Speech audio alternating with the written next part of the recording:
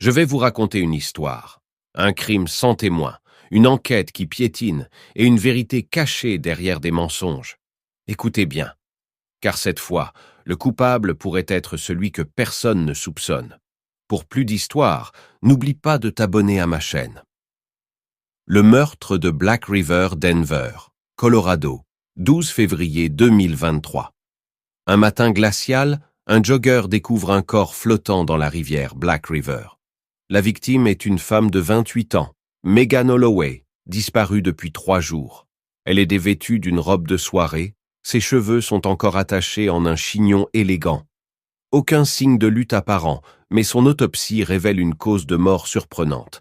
Elle a été étranglée avant d'être jetée à l'eau. L'inspecteur James Calloway, un vétéran de la brigade criminelle, est chargé de l'affaire. Il sait une chose, les meurtres sans témoin sont toujours les plus difficiles à résoudre. Première étape, comprendre le dernier jour de Megan. Grâce à son téléphone retrouvé dans sa voiture, la police établit une chronologie. 19h42. Megan quitte son appartement pour aller à une soirée privée au club The Red Fox. 22h13. Elle envoie un message à une amie. On se voit demain. Trop de trucs à te raconter. Minuit 21. Dernière image d'elle captée par une caméra de surveillance. Elle monte dans une voiture noire. 3h35. Son téléphone cesse de transmettre un signal. 3 jours plus tard, son corps est retrouvé. L'inspecteur Calloway interroge son entourage et découvre rapidement que Megan menait une vie plus compliquée qu'il n'y paraissait. Ethan Caldwell, son ex-petit ami. Ils ont rompu 3 mois avant sa mort, mais il aurait eu du mal à tourner la page. Il prétend ne pas avoir été en contact avec elle, mais les relevés téléphoniques disent le contraire. Il lui a envoyé 17 messages la nuit du meurtre. Jessica Monroe, sa meilleure amie. Elle a reçu le dernier message de Megan, mais ne l'a jamais rappelé. Pourquoi ? J'étais endormie, dit-elle. Mais sa présence dans le club cette nuit-là est confirmée par des témoins. Daniel Wright, le propriétaire du club. Un homme influent, habitué aux affaires discrètes. Megan aurait eu une dispute avec lui quelques jours avant sa disparition. Motif inconnu. Mark Jensen, le chauffeur de VTC. C'est lui qui aurait conduit Megan après la soirée, mais il ne se souvient de rien.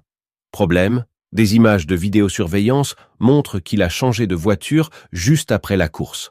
L'autopsie révèle une information capitale. Megan était déjà morte depuis plusieurs heures quand elle a été jetée à la rivière. Cela signifie que le meurtrier a gardé son corps quelque part avant de s'en débarrasser. Un appel anonyme reçu par la police ajoute encore plus de mystère. Vous cherchez au mauvais endroit. Ce n'était pas censé arriver comme ça. Les enquêteurs retrouvent. Après plusieurs semaines d'enquête, les preuves sont irréfutables. Le procureur du comté de Denver retient plusieurs chefs d'accusation. Jessica Monroe est formellement inculpée pour homicide volontaire avec préméditation, déguisé en accident, obstruction à la justice et dissimulation de cadavres.